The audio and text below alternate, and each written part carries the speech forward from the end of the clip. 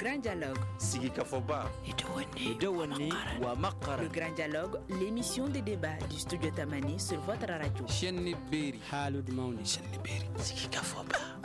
grand dialogue. Quelle solution à la pollution plastique au Mali? C'est le thème du grand dialogue de ce soir. L'utilisation des sachets plastiques constitue un véritable danger pour l'environnement et pour la santé humaine, préviennent des spécialistes. Pourtant, ils servent d'emballage et d'accessoires médicaux pour les usagers. Le Mali a adopté en 2014 une loi portant interdiction de la production, de l'importation et de la commercialisation des sachets plastiques non biodégradables. Où en sommes-nous avec sa mise en œuvre? Quel est l'impact des sachets plastiques sur la société? Les alternatives proposées sont-elles accessibles? Le grand dialogue réfléchit sur ces questions avec nos invités. Mahamadou Karamogo Diarra, directeur exécutif de Mali Folk Center, Adama Sambou Sissoko, environnementaliste, et Madame Kouyaté Gundo Sissoko, présidente du réseau des femmes pour les droits environnementaux, au téléphone. À la présentation, je suis Mrana Kilomaïga, invité, auditeurs, téléspectateurs, bonsoir et bienvenue. Le grand dialogue. Mahamadou Karamogo Diarra, sait-on la quantité de sachets plastiques utilisés au Mali? Bon, aujourd'hui, d'abord, bonsoir à tous les téléspectateurs, les auditeurs. Aujourd'hui, on ne peut pas faire une estimation nette, mais c'est quand même une très grande quantité. On peut l'évaluer en tonnage qui est produit chaque jour. Parce que quand on regarde aujourd'hui le quotidien, tout ce qu'on achète aujourd'hui est susceptible d'être mis dans un sachet plastique. Donc, que ce soit à Bamako et dans les pleins foins du Mali, on se rend compte que ces sachets plastiques sont toujours utilisés. Et c'est-on la quantité importée aujourd'hui au Mali? Produite au Mali, c'est un tonnage. C'est plusieurs tonnes qui sont produites chaque année. La pollution plastique, quelle est la situation aujourd'hui? Donc, quand on regarde la situation aujourd'hui sur la pollution plastique, on le revoit sur plusieurs angles. D'abord, le premier, ça c'est au niveau sanitaire, parce que les plastiques, ça joue sur déjà la santé. Ceux qui utilisent déjà l'aliment avec les sachets plastiques, tellement l'aliment chaud peut produire des émissions, parce que les plastiques proviennent de pétrole. Donc, ils font que ça dégage aussi des substances qui peuvent introduire à l'aliment et peut poser un problème sanitaire. Donc, ça, c'est le premier niveau. Côté aussi agriculture, parce que les sols, ça attaque les sols. Quand ça attaque les sols aussi, ça fait des années avant d'être transformé. Donc, qui devient un problème aussi pour l'agriculture et pour le sol. Et troisième niveau, ça, c'est au niveau des bétails. Parce que de plus en plus, les bétails sont en train d'utiliser ces plastiques comme aliments. Donc, en les mangeant, ça devient toxique pour les animaux et ça amène même à leur décès, à tuer les animaux. D'accord. Sambou Sissoko, vous êtes Adama Sambou Sissoko, vous êtes environnementaliste.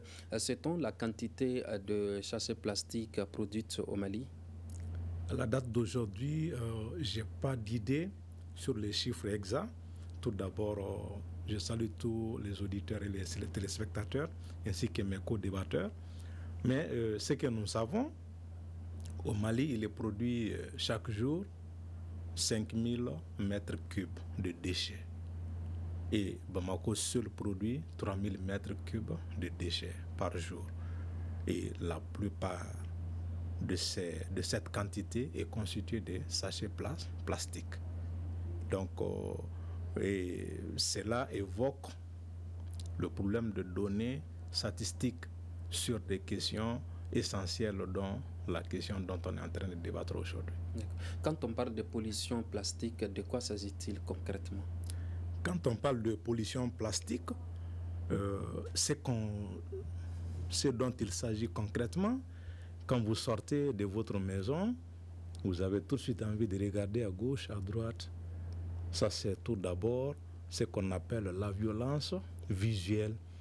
Nous voyons les sachets de gauche à droite, nous n'aimerons pas voir, mais nous n'avons pas le choix. Parce que quand tu regardes à droite, les sachets sont là. Quand tu regardes à gauche, les sachets sont là, tout droit. Donc, vous comprenez. Également, M. Diarra l'a dit, quand il s'agit de la question d'infiltration de l'eau, on est en début d'hivernage et quand la pluie tombe, il y a une partie qui va s'infiltrer dans le sol, qui va alimenter la nappe phréatique et puis voilà, les plantes et autres. Malheureusement, les sachets plastiques empêchent cette infiltration.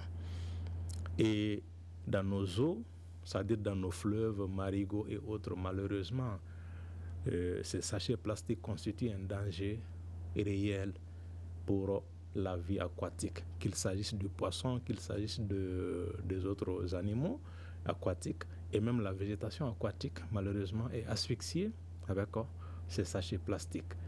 Également, quand on parle de sachets plastiques, c'est tous ces risques d'accident qu'il y a dans la circulation. Le dimanche passé, je partais à Djalakorodji pour un mariage, j'ai coïncidé à un accident dans la mesure où c'est le vent qui a transporté le sachet et puis c'est venu s'agripper sur le visage d'un motocycliste. Le temps de s'en débarrasser, comme j'étais en cortège, il est allé bousculer quelqu'un devant. Si le sachet plastique n'était pas là, il n'allait pas y avoir cet accrochage. Et sur la santé de nous les humains, nous mettons des aliments là-dedans, nous mettons ceci ou cela là-dedans. Malheureusement, ça peut être source de maladies cancérigènes et puis plein d'autres maladies. Et la décomposition, parce que le Mali est un pays agro-silvopastoral, donc notre économie est basée sur l'agriculture. Malheureusement, un sachet plastique non biodégradable, les recherches scientifiques ont démontré que sa durée de vie est de 400 ans, 4 siècles. Bon, et l'espérance de vie au Mali à la date d'aujourd'hui, c'est combien? C'est environ 58 ans. 400 moins 58, ça fait combien de générations dont on est en train de compromettre la vie. Donc là, c'est ce que nous pouvons en dire en gros par rapport à la pollution plastique en termes de danger. D'accord. Madame Kouyaté Gundo Sissoko, vous êtes présidente du réseau des femmes pour le droit environnemental. Ces sachets plastiques sont beaucoup plus utilisés par les femmes. Comment demande-t-on aux femmes d'abandonner l'utilisation de ces sachets plastiques? Merci beaucoup. Effectivement, je suis Mme Kouyaté Gundo Sissoko, la présidente du réseau des femmes pour les droits environnementaux. Je profite de l'occasion pour remercier saluer mes co-débatteurs et remercier tous nos auditeurs. Effectivement, quand on parle de sachets plastiques, les principales utilisatrices, ce sont les femmes. Parce que ce sont les femmes qui vont au marché et qui achètent les condiments, qui vont dans les magasins pour la plupart des cas acheter des articles. Et tous ces produits-là sont mis dans les sachets plastiques qui sont ramenés à la maison. Donc, dans ce cadre-là, il est fondamental vraiment de mener une vraie campagne de sensibilisation à l'intention des femmes.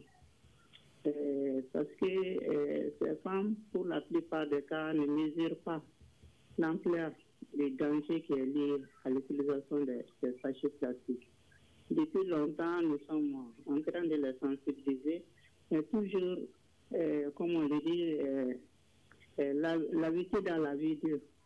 C'est pas facile de les faire comprendre, parce que c'est plus commode de prendre ces sachets plastiques-là que d'apporter un panier au marché pour y mettre les condiments. C'est plus facile à transporter. Et puis, en tout cas, c'est très discret, le sachet plastique, surtout les sachets plastiques en couleur noire. Tout ce qu'on y met dedans, l'autre ne peut pas voir. Donc, tous ces facteurs combinés font que les gens optent beaucoup plus pour ces sachets plastiques-là que pour autre chose. Donc, il y a lieu de vraiment sensibiliser le public. Et Et cela commence depuis nous allons parler de propositions plus tard, mais quand vous dites qu'il est difficile pour certaines femmes de le faire comprendre, qu'est-ce qui fait qu'il est difficile pour faire comprendre aux femmes l'impact négatif des sachets plastiques?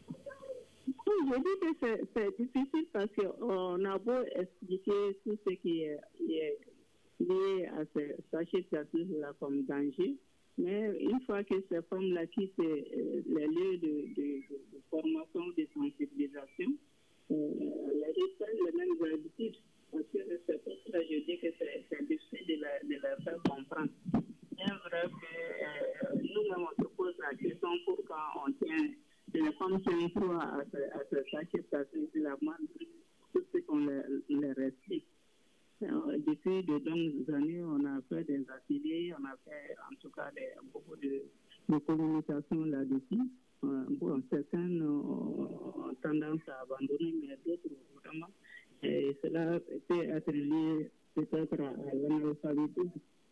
La plupart de ces femmes qui utilisent ce plastique-là n'ont pas un niveau d'éducation élevé.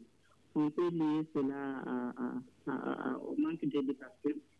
Et souvent aussi, c'est le manque de, je ne sais pas comment je peux le dire, la citoyenneté. Parce qu'on peut chaque fois dire que vous, là, vous êtes des trous, tu vas vous laisser nous faire vivre comme on l'entend. Ça, c'est généralement le vocabulaire de certaines femmes. Donc, c'est pas trop facile de comprendre ça. Diarra, vous avez dit tantôt que les sachets plastiques jouent sur la santé humaine. Vous avez pris aussi l'exemple sur l'agriculture. Quelles sont donc les autres conséquences des sachets plastiques sur l'environnement? Donc, en plus de cela, quand on voit aujourd'hui les sachets plastiques peuvent jouer beaucoup par rapport même, comme l'a dit mon co-débatteur, par rapport à la salubrité même. Donc, l'évacuation des eaux au niveau de nos canaux d'évacuation, on se rend compte que de plus en plus, le plastique joue un rôle là-bas et ça permet de boucher, ça bouche beaucoup de nos canaux de distribution d'eau. Et aussi, aujourd'hui, avec les questions des changements climatiques, donc on constate que les gens brûlent les déchets. Donc, en brûlant encore les plastiques, ça fait encore plus d'effets qui attaquent encore les... Ah bon, comment? Oui, parce que l'émission que ça sort, c'est... Le plastique vient du pétrole. Donc, en brûlant le pétrole, ça fait une émission de CO2. Donc, la même... Gaz carbonique. Gaz carbonique. Donc, le même phénomène se répète. C'est comme il va y avoir une double consommation de fumée qui vont sortir. Parce que pendant la production, de façon globale, des plastiques, il va y avoir une émission. Une fois aussi, les plastiques, quand on le brûle, ça va aussi faire une autre émission. Donc, ça sera 2 émissions en un seul coup. Donc, qui aggrave les effets néfastes sur le changement climatique parce que la couche d'ozone qui nous protège, donc, est automatiquement attaquée par ces émissions. Le Mali a adopté le 3 juillet 2014 une loi portant interdiction de la production, de l'importation et de la commercialisation des sachets plastiques non biodégradables. Où en sommes-nous aujourd'hui avec cette loi? Bon, à vrai dire, sur cette loi, il y a beaucoup de choses, mais la réalité est que ce n'est pas encore appliqué. Et si je dis que ce n'est pas appliqué, ça veut dire que on est en train toujours d'avoir les plastiques à nos mains. Donc, de 2014 à aujourd'hui, selon mes informations, il y a eu quand même certains qui avaient déjà importé ou bien qui avaient installé des usines, avaient demandé des faveurs au niveau de l'État pour avoir un temps de dérogation et pendant ce temps, le moins de faire un retour à l'investissement. Parce que aussi, il faut reconnaître que ce secteur, il y a des emplois qui sont là-dedans. Il y a des gens qui ont investi leur argent là-dedans. Donc, en ce moment, c'était... pendant cette période, il y avait un moratoire pour ces industries ou bien ces hommes d'affaires qui sont investis là-dedans. Mais après, avec la situation du Mali et la situation politique et autres, je vois que jusqu'à présent, ça reste en stand-by. Donc on peut dire qu'au jour d'aujourd'hui, ce n'est pas appliqué parce qu'on a toujours les sachets plastiques en main. Maintenant, pourquoi ce n'est pas appliqué? Là, c'est à plusieurs niveaux qu'on doit voir. Nous, en tant qu'ONG, secteur et société civile, on fait le plaidoyer et des actions pour encourager les autorités à prendre des décisions pour lutter contre et appliquer ces lois. Adama Sambou Sissoko, que devient cette loi interdisant l'utilisation des sachets plastiques non biodégradables au Mali? Malheureusement, cette loi n'est pas encore appliquée dans la mesure où nous sommes en 2024, alors que la loi a été votée en 2014, donc une dizaine d'années, avec son décret d'application. On ne peut expliquer cela qu'à travers un manque de volonté politique qui s'affiche ainsi. Et de l'autre côté, ce que nous constatons, on a des techniciens qui se sont mis dans la peau des politiciens, dans la mesure où ils disent, c'est-à-dire que quand on l'applique, que ça va trop faire mal, mais quand la loi a été votée, pourquoi vous n'avez pas dit on ne peut pas voter la loi? On a injecté des ressources du public malien dans l'élaboration de cette loi.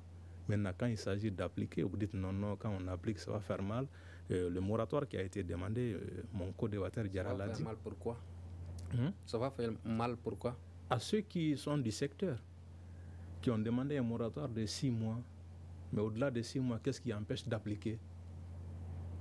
Si on n'était pas dans la peau d'un politicien, un technicien, on dit appliquer, il faut appliquer, et puis un point final. Il n'y a pas un pays au monde où on a pu mettre fin à de telles pratiques sans application de la loi. Mais au Mali, on veut passer par de la sensibilisation et puis non, ça ne marche pas. Allez-y au Rwanda, tout près, depuis l'aéroport, on te dit non, les sachets ne sont pas les bienvenus ici. Sur qui cette loi doit être appliquée? Sur les populations maliennes, y compris les commerçants qui importent et qui conçoivent également sur place. Et nous, Maliens, qui consommons à longueur de journée les sachets plastiques à travers nos achats à la boutique, au marché. Et bien voilà. Et de l'autre côté, que l'État mette quand même en place un mécanisme de remplacement de ces sachets plastiques. Aujourd'hui, on a des sachets en tissu, wax, on a des sachets en, en papier, ainsi de suite. Mais généralement, ceux qui font, selon ceux qui mènent ces activités, ne sont pas soutenus par l'État, ils ne sont pas accompagnés, ils ne peuvent faire qu'avec les maigres ressources qu'ils ont. Alors que ceux qui importent, ceux qui commercialisent les sachets plastiques non biodégradables, bon, ils ont un autre soutien.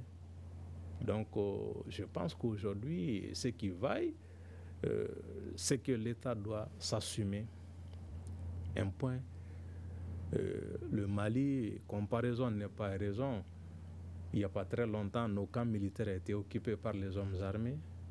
Depuis que la volonté s'est affichée au plus haut sommet de l'État, on dit que les terroristes sont terrorisés maintenant. Parce qu'au plus haut sommet de l'État, on a dit, bon, on va terroriser les terroristes au Mali. Donc, qu'on essaye de terroriser également ceux qui importent et ceux qui commercialisent les sachets plastiques par la même volonté politique. Et ceux qui produisent. Voilà. Madame Kouyaté, Adama Sambou Sissoko parle de manque de volonté politique. Est-ce que vous êtes d'accord qu'il existe un manque de volonté politique pour appliquer la loi de 2014 interdisant l'utilisation des sachets plastiques? Moi, je dirais que quand même une loi est faite pour être appliquée. La loi a été votée, il y a le décret d'application, c'est vrai depuis combien de temps. On n'arrive pas à voir le bout du tunnel avec cette loi. C'est vrai qu'il y a des facteurs sociaux qui sont là. et qu'il faut tenir compte parce que, comme l'a dit Jara, il y a eu des investissements de la part de nos entrepreneurs, de nos hommes d'affaires, de nos commerçants pour en tout cas faire en sorte que la production de sachets plastiques soit une réalité. Mais d'autre part, je voudrais dire que le contexte actuel du Mali, depuis 2012 à maintenant, nous sommes dans une situation difficile. Cela fait que l'État a d'autres priorités. La priorité est fondamentale aujourd'hui pour le Mali, c'est la sécurité. Mais cela n'empêche, il faut que vraiment on prenne le taureau par les cornes face à cette situation en tout cas, indescriptible de sachets plastiques. Parce qu'on peut même dire que c'est une question de santé publique, que les sachets plastiques là peuvent produire un impact sur la santé de nos citoyens, c'est très grave. Donc, de ce point de vue, nous pensons que vraiment il est essentiel que nos autorités fassent un effort. C'est vrai qu'on a d'autres priorités, mais ça aussi c'est un danger public qui est là. Donc, il faut que les mesures adéquates soient prises pour que, en tout cas, on puisse en finir avec cette situation désagréable de tout point de vue. D'accord. Vous dites que les autorités doivent fournir un effort. Pourquoi, selon vous, cette loi peine à être appliquée 10 ans après? Cette loi peine à être appliquée. Bon, nous, en tant que société civile, nous pouvons conduire des actions de plaidoyer, interpeller l'État vis-à-vis de ça. Comme je l'ai dit tantôt, il y a des facteurs sociaux que peut-être que les autorités ont pris en compte pour ne pas, en tout cas, en tout cas, tenir compte de certaines, établir, je veux dire, des mécanismes pour, en tout cas, des garde-fous pour que, au moins se réduire, même si on ne l'élimine pas à 100%, au moins qu'on puisse se réduire. Il y a des mécanismes à élaborer par rapport à ça. Mais ce qui est sûr, nos pouvoirs publics, pour le moment, j'ai dit, compte tenu de la situation sociopolitique même du pays, sont engagés sur d'autres fronts, sur beaucoup d'autres fronts. Cela peut expliquer certainement le fait que jusqu'à présent, la loi peine à être appliquée. Mais j'ai dit que cela ne doit pas, en tout cas, être une raison pour fermer les yeux carrément sur ça. Il faut qu'on vraiment on avance sur l'application de cette loi. Que dit la loi interdisant la production, l'importation et la commercialisation des sachets plastiques non biodégradables? Non, la loi interdit surtout d'abord la production, parce que ça ne doit pas être produit sur le territoire, et aussi l'importation, et il y a certains articles qui le disent, et aussi ça définit quels sont les types de plastique qu'il s'agit, parce qu'il y a plusieurs types de plastique, donc même les tuyaux PVC que les gens utilisent, tout ça, ça fait partie des plastiques, et la loi fait une définition de quel plastique il s'agit. Donc vraiment c'est très précis et qui montre réellement de quel plastique il s'agit. Et il donne l'occasion aussi d'utiliser comme solution aussi dans la loi les plastiques biodégradables. Donc il y a une partie qui interdit plastique dans sa globalité et il y a une partie qui définit les types de plastiques qui sont autorisés aussi. Donc c'est vraiment clair dans la loi. D'accord. Alors quels sont les enjeux de cette loi? En quel enjeu économique ou... Oui. Oui, bon, les enjeux économiques et sociaux, c'est grand. Parce qu'aujourd'hui, les gens ont pris des habitudes. Les habitudes, c'est quoi? C'est que tout le monde utilise, presque 90% des Maliens utilisent les sachets plastiques. Donc, ça veut dire que c'est un marché. Donc, si c'est un marché, les commerçants, les hommes d'affaires, pour eux, c'est une opportunité de business. Donc, en investissant dans ce business, donc c'est un investissement rentable pour eux. Donc c'est en ce sens aussi qu'eux aussi, à leur niveau, je ne sais pas trop, mais je me mets en disant, en regardant la logique économique, peut-être ils veulent faire aussi encore plus d'argent parce que c'est un produit, quand tu l'amènes, tu as automatiquement des clients pour ces produits. Donc ça, c'est l'enjeu économique. Maintenant, l'enjeu socio-culturel qui est créé maintenant, c'est que Mme Kouyaté a eu à le dire. Ça, c'est vraiment c'est un produit qui soulage un peu l'utilisateur. Par exemple, quelqu'un qui cache quelque chose pour rentrer ça dans la maison, on ne sait pas qu'est-ce qu'il y a là-dedans. Donc les femmes qui partent au marché, elles amènent ça et c'est un peu caché. Donc c'est difficile de voir ce qu'il y a à l'intérieur. Donc côté social, peut-être certains, ça leur fait plaisir de faire leurs petites choses sans que personne ne sache. Donc il y a cet aspect culturel et social que je vois un peu. Bon, les autres enjeux qui est au niveau de l'État, ça c'est vraiment les enjeux de santé publique et les enjeux de la décision des lois que le pays a ratifié au niveau international concernant la protection de l'environnement. Donc, qui nous exige en tant qu'État à respecter ses engagements. D'accord. Adama Sambou Sissoko, vous avez parlé du laxisme de l'application de cette loi par les services. L'État a-t-il le moyen de pouvoir mettre en application cette politique? Bon, aujourd'hui, la question se pose à plus d'un titre. Parce que si nous prenons la question de la pollution, c'est la Direction nationale d'assainissement, de l'assainissement, du contrôle des pollutions et des nuisances, la DNACPN, avec ses démembrements qui doit s'en occuper. Et leur représentativité, nous le connaissons. Il y a la direction nationale, les directions régionales, au niveau local, c'est-à-dire au niveau des cercles, il n'y a qu'un seul agent des fois par cercle. Malheureusement, côté numérique, en termes de ressources humaines, il n'y en a pas. Quelqu'un a failli? Oui, c'est l'État qui n'arrive pas à recruter le nombre qu'il faut pour assurer la police de cette question de pollution. Donc à ce niveau, je crois que quelque chose doit être fait. C'est pareil pour le secteur des eaux et forêts en termes d'infériorité numérique.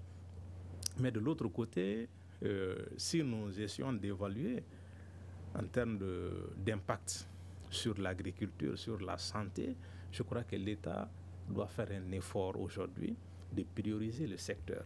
Et il y a la solidarité gouvernementale. Là où il n'y a pas la DNACPN, les eaux et forêts sont là. Là où il n'y a pas les eaux et forêts, la police est là. Là où il n'y a pas la police, la gendarmerie est là. Donc cette solidarité doit prévaloir aujourd'hui entre les différents secteurs de l'État afin que l'on puisse y mettre fin.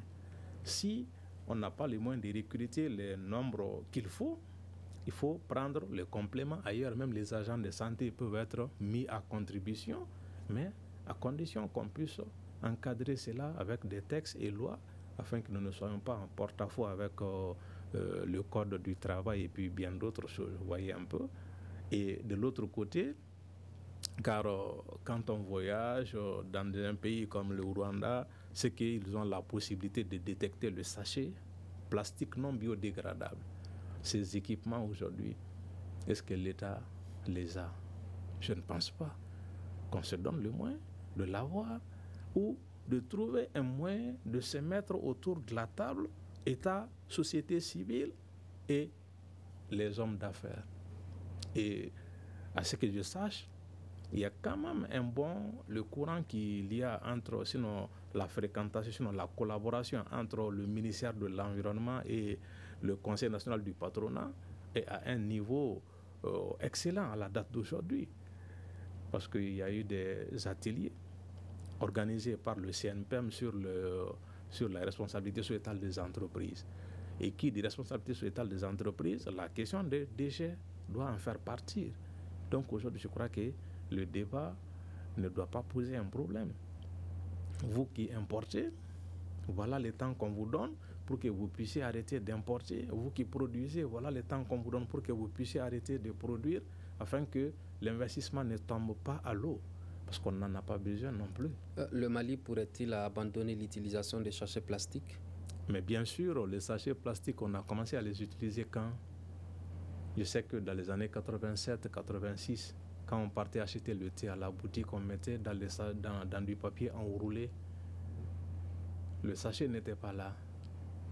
C'est à partir de 90, 91, 92, tout près que le sachet a fait son arrivée. Si d'autres sont parvenus à s'en débarrasser, non, bien sûr, nous pouvons le faire. C'est une question de volonté politique, c'est une question d'engagement, d'éco-citoyenneté. Sinon, bien sûr qu'on peut s'en débarrasser. Voilà. Madame Kouyaté, quel exemple les autorités doivent-elles montrer dans cette lutte contre l'utilisation des sachets plastiques? Bon, moi, je pense que nos autorités doivent faire de la lutte contre les sachets plastiques une priorité. Si on en fait une priorité, on trouvera les moyens nécessaires. J'avoue que c'est pas facile, il faut de grands moyens pour ça.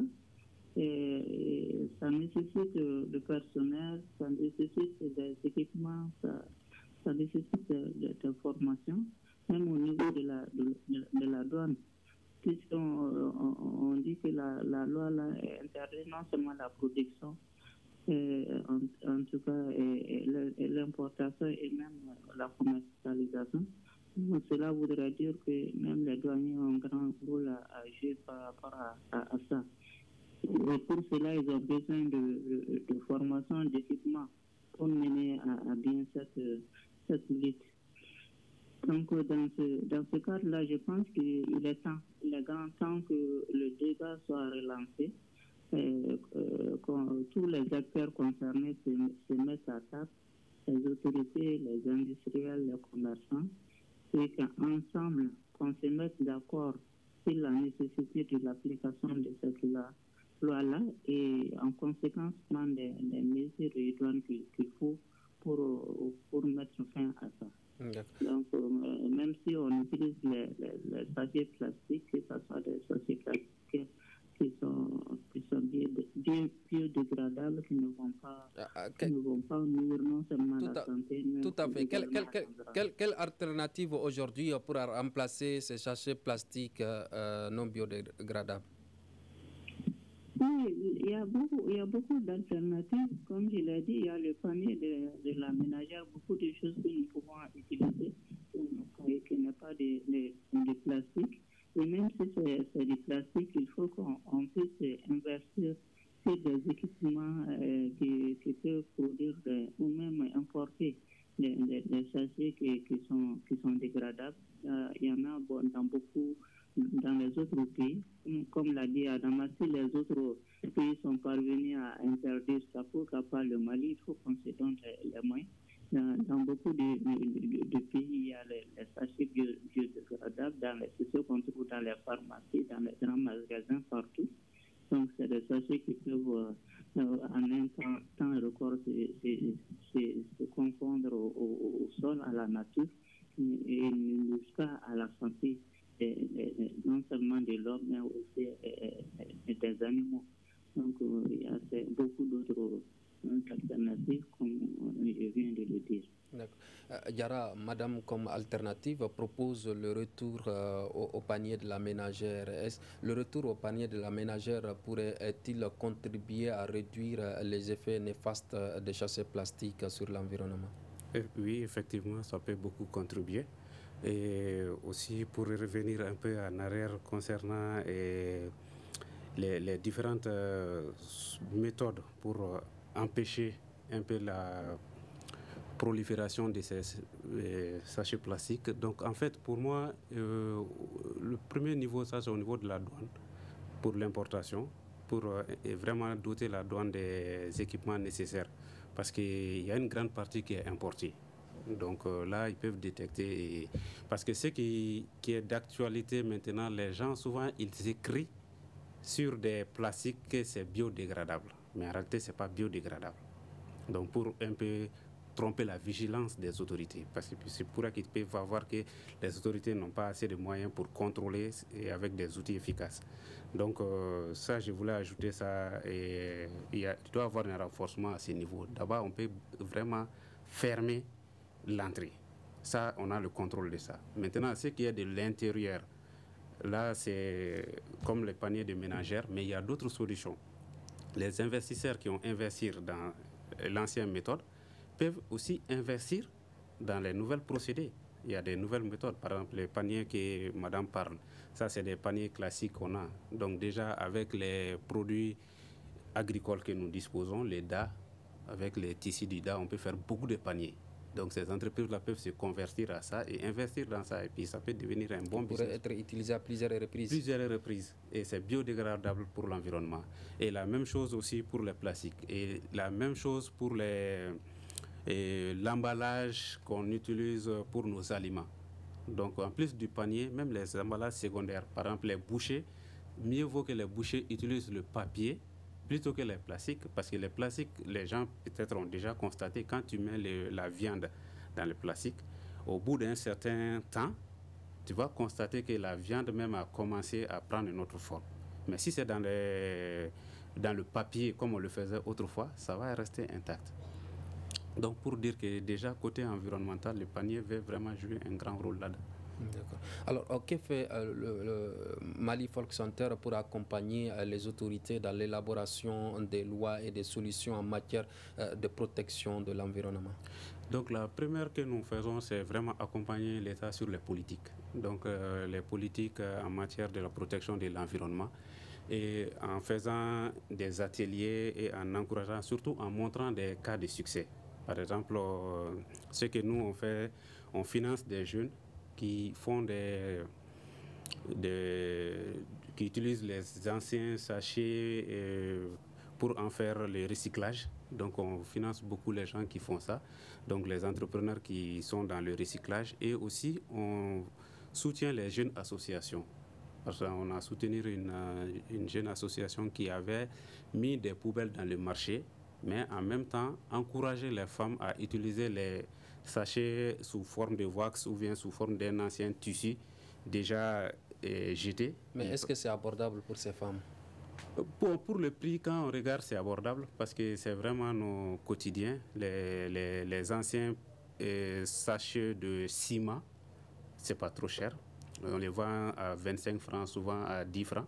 Donc, juste les dames essaient de les réfectionner et les rendre propres pour les vendre. Donc, c'est accessible.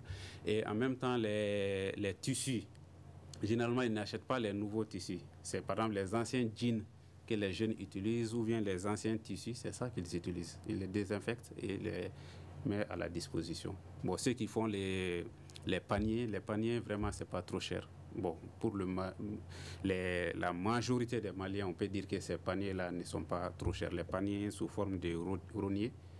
Ça peut coûter 500 à 1000 francs CFA, pendant que le plastique coûte 15 francs, 10 francs. Les femmes préfèrent. Oui, bon, il faut peut-être une subvention. Bon, il faut une sensibilisation, parce que pour moi, il faut qu'il y ait un engagement individuel. Moi, par exemple, personnellement, quand je vais acheter les fruits, j'ai mon sac que j'ai avec moi. Donc, tout le temps, je dis à la dame, non, il faut mettre mon fruit dans ces sacs-là. Jusqu'à ce qu'elle-même, elle a compris ça. Quand je viens, quand même elle n'est pas là, si ces vendeuses-là font faire, elle dit que non, ce monsieur-là, il préfère, il a toujours un sac avec lui. Donc, pour moi, on n'a pas besoin de subventionner. Moi, à mon avis, on a besoin que les gens se posent la question qu'on veut changer le Mali. On vient dans un nouveau Mali qu'on veut changer. On va avoir un bon comportement vis-à-vis de notre environnement. Pour la génération future, comme on l'a dit, c'est des années que ces plastiques-là vont faire. Donc, pourquoi punir nos arrière-petits-fils alors qu'ils ne sont pas encore là, alors qu'on a la possibilité de les sauver de quelque chose? Adama Sambou Sissoko, vous l'avez abordé à un moment donné. Est-ce que tous les acteurs jouent réellement leur rôle? Bon, tous les acteurs à la date d'aujourd'hui ne jouent pas leur rôle. On a évoqué le cas de l'État, mais les collectivités. Parce que quand on parle d'assainissement aujourd'hui, parce qu'on parle de pollution, on parle tout d'abord de nos maires, c'est eux qui doivent s'occuper de l'enlèvement des déchets au niveau de nos familles et autres. Et côté juridique également, on doit se poser la question.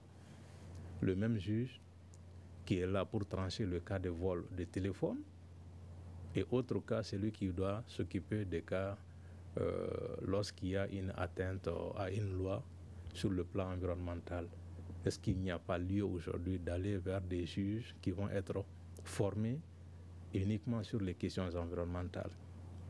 Mais de l'autre côté, la société civile doit encore être un peu plus active. Je donne un exemple. À un moment donné, il y avait le super, c'est-à-dire le carburant qu'on consommait au Mali avec du plomb, alors que ça avait été interdit dans la sous-région, dans pratiquement tous les pays voisins. Il a fallu que la société civile se mette en groupe et tenir une conférence de presse au mémorial Modibo Keïta dans les années 2006, si j'ai bonne mémoire. Mais ça a été un déclic au niveau de l'État. Les mois qui ont suivi, il y a eu, lors d'un conseil des ministres, l'État a dit, ben voilà, on interdit l'importation et la consommation du super avec du plomb. C'est là où quand vous partez au niveau de certaines stations, vous allez voir, c'est écrit dessus SP, c'est-à-dire super sans plomb. Donc aujourd'hui, si la société civile, les collectivités territoriales ainsi que l'État, on se donne la main, si chacun parvenait à jouer pleinement son rôle, on va y parvenir. Si le Mali venait d'appliquer cette loi, quel sera le sort des plastiques stockés dans les magasins, dans le marché? Faut-il aller vers le recyclage? Les sachets plastiques non biodégradables stockés aujourd'hui au Mali, si on devrait appliquer la loi, on doit se donner le moyen d'évaluer la quantité de ces sachets plastiques. Et comment le faire écouler? Déjà, on a des unités de recyclage de ces sachets qui font des tuyaux, qui font des gobelets et même des tapettes ou des bouilloires. Maintenant, on va leur céder dans quelles conditions. Tout cela va être discuté autour de la table. Parce que ce sont des investissements qui ont été consentis par des Maliens, donc on ne peut pas les laisser tomber ainsi.